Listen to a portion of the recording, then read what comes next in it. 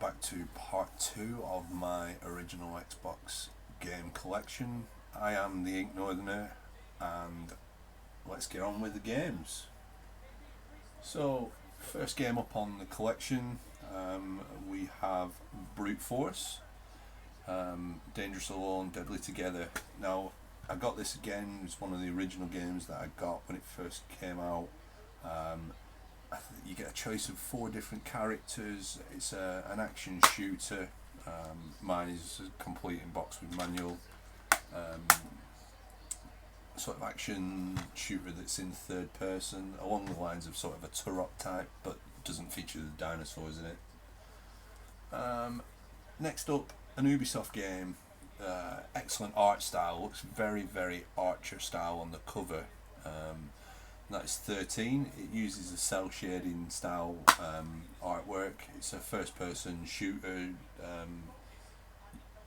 It's a decent enough game. It stands up compared to some games similar in a similar genre. And this is a game that I purchased. I don't know much about. Again, I think I just picked it up as part of a job lot collection, and we have Without Warning. I must admit, I do really need to get back in and get playing with some of these games. Without Warning is complete with manual as well. Next up, we have Tom Clancy Rainbow Six 3 Black Arrow. Not much needs to be said about the Tom Clancy series games. They are first-person action shooters which feature some stealth, quite a lot of shooting, shooting style action. I've played the first few of them. I don't really remember whether I've played that one. I could have done. There's just that many of them that I get mixed up. I think I showed the first one of these in part 1, but we have MotoGP 2, Ultimate Racing Technology 2. Again, not a big racing game fan, but reasonable just to pick up and play when you've got a bit of time. Film tie-in. Now, I played the trilogy, and I think I have this for GameCube as well. We have a Die Hard Vendetta. Again, it's an action style shooter. I don't think. Oh, you do play John McClane in it. I'm not 100% sure whether it's voiced by Bruce Willis or not, though. I played it, but I don't remember. I've played that many things. Another film tie-in, children's film tie-in this time, and that is Cars. I quite enjoy Cars. The films were pretty good. This is pretty good. It's a racing game that I would probably play. It's more like a Mario Kart, sort of, not style, but in a similar vein. Another sports game that I've just purchased because it's to make up the collection. We have World Championship Rugby. Not a big fan of watching rugby. Didn't mind playing it. If I must admit, I don't really particularly understand the rules of it. Why you pass the ball backwards is beyond me. I'll probably get hits for that in the comments. Next up, we have another Brother in Arms game. That is Brothers in Arms Road to Hill 30. I think I own a few different Brothers in Arms games. I own one for, I think it was part of the Music Magpie series that I did. But yeah, so Brother in Arms Road to Hill 30. It's another military shooter game along the lines of Medal of Honor, Call of Duty campaigns. Next up is a strange game. I've played some of it. It's not the best. It doesn't really stand up. We have Outlaw Golf. I don't mind my golf games. This was a bit meh, I must admit. But yeah, it's passable, but it's not my favourite of the golf games that I own. So now we have a TV tie-in. It's sort of point and click style, and that is CSI, Crime Scene Investigations. Ties into the very successful TV series, complete in box with manual. You investigate crimes and try to solve them using crime scene investigation. So now we have another survival horror game. I'm pretty sure that it's sort of like a not Resident Evil style, but more along the lines of a sort of cartoony style.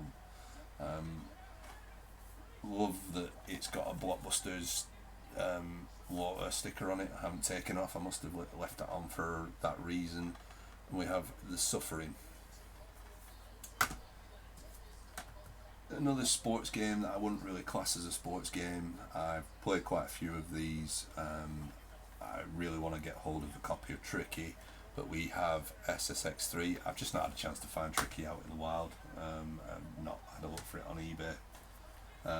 Snowboarding game. I don't mind these. Along lines of a sort of they're not as realistic as a 1080p or a Shaun White snowboarding, but it's quite good. You do massive amounts of tricks, downhill snowboarding.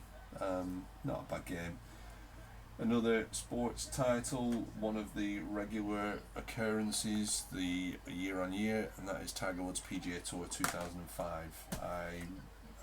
Again, golf games are okay. I will play them. I think I've played that. Now we have another film tie-in, sort of, and superhero, which seems to be a common theme with some of my games found in the original Xbox.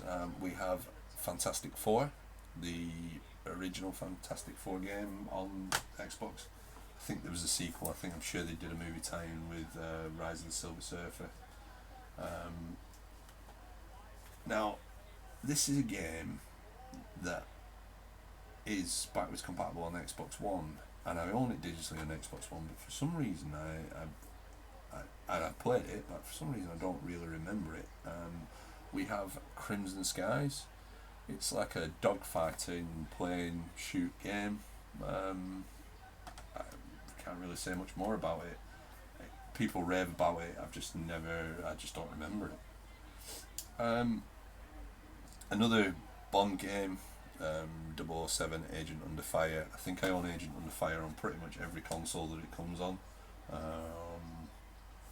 What needs to be said about Bond games? That you drive, you shoot, you womanize. That's pretty much most of Bond.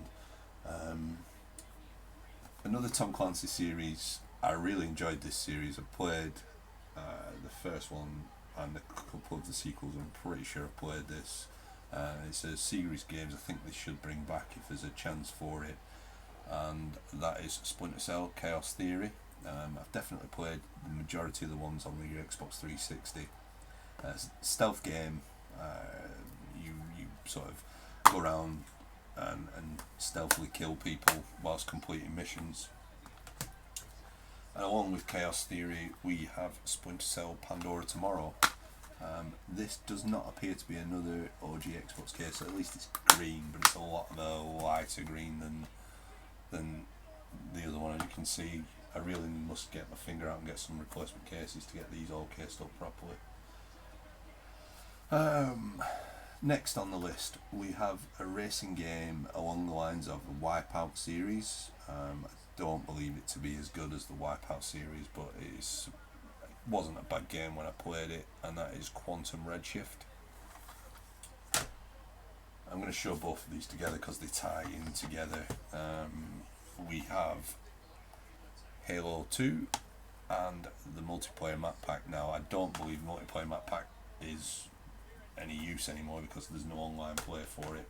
I could be wrong. If I am, let me know. Again, the annualised football tie-in, we have FIFA 2004. I think I purchased it because it was 50p and I was making up to get to a round figure. Now, a game series along the lines of a GTA style, sort of along the lines of Yakuza. We have True Crime Streets of LA. Now, I know there is Streets of LA and there is New York. I'm not 100% sure whether there are others in that series or not. It was good. I enjoyed playing it. wasn't as good as sort of the Yakuza, the Mafia style games, but still very enjoyable. And we have another Ghost Recon game, this one being Island Thunder. Again, I don't know whether I've played this. They all seem to meld into one, so chances are I have. I just not going to remember because there's that many of them. Puzzle game.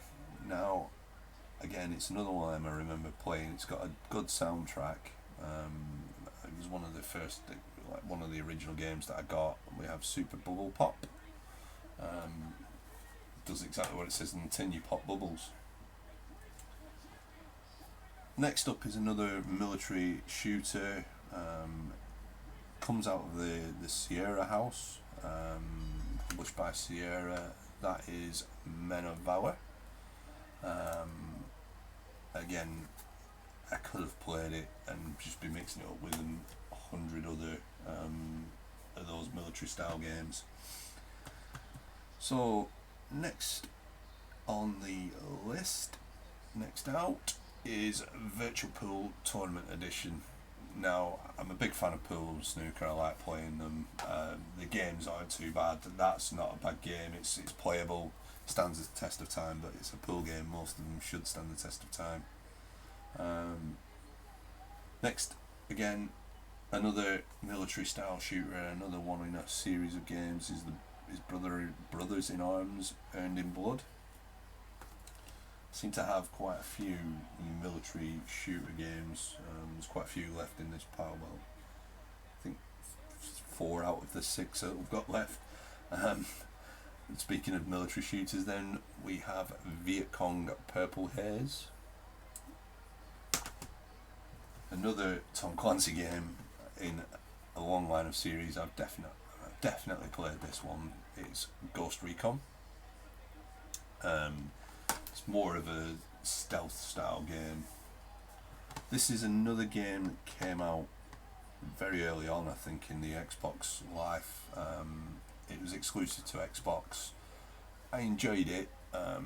It's sort of a hack and slash style platformer. It's a Zurich Rise of Arathia. Another Bond tie-in, not quite as good as its namesake on the 64. We have GoldenEye Rogue Agent. I believe it's got the 4-player option that you can play against other people, and features some of the old sort of Bond characters. You've got I think it's Blofeld, Oddjob, Pussy Galore. I'm not sure who the tall gentleman is. Bond isn't really my thing. Now on to the last two in this, which is part 2 of my 3-parter on my original Xbox. We have another Tom Clancy game. We have the sequel to Ghost Recon, and that is Ghost Recon 2. Again, it's a more stealthy military shooter than certain military shooters. And the last game on this video series is Medal of Honor European Assault. One of the series of Medal of Honor games. Again, I played quite a few of them on PC originally, but I don't remember playing this. Potentially I have. I just, like I said, that many games that I played. I'm not 100% up on it. And that is the last of that pile. I have one more pile to kind of go through, which I'll move on to a third part, so that these aren't too long. What I'd like to do is thank you for watching. If you would like to subscribe, please feel free to subscribe. I am going to put in a link in the description to part 1 of this, and all I can say is I am the Ink Northerner, and I will catch you on the next one.